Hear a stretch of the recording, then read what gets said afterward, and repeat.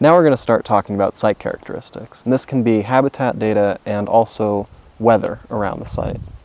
The first thing you want to do is check your thermometer and write down the temperature. After that, you're going to go into cloud cover.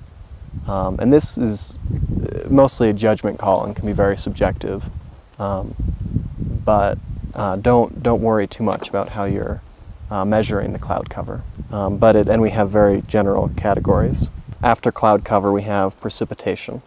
And there are a number of different broad categories for that, from no rain to heavy rainfall. And again, use your judgment. We also want to know what the wind speed is. All this weather information can help us tell how easy it is to detect pika at your site. So we also want to collect a little bit of information about the talus that the pika is living in. Or if you don't find a pika, about the talus at your site. So you want to start collecting information in the near vicinity of where you found the pika sign. We give you a measuring tape or something like it so you can visualize what a meter is, but we don't want you to go and measure anything precisely. This is all judgment calls based on what you can observe from the talus. The first thing you measure is the length of the largest boulder, and this is along its longest axis. So if it's a rectangle, you measure it diagonally. After that, you want to measure the length of the 10th largest boulder. And again, don't be measuring every boulder to find the 10th one precisely, but be looking for an average and measure that. And finally, you want to measure the depth of the deepest talus. And this is measuring from the opening of the hole in the talus, so where the pika will go to find shade. And all of these are done in meters, and all of them are estimations. We'd also like to know at your site if there is water beneath the rocks of the talus patch. And you can find this out either through seeing that water beneath the talus patch or by hearing the water underneath the rocks.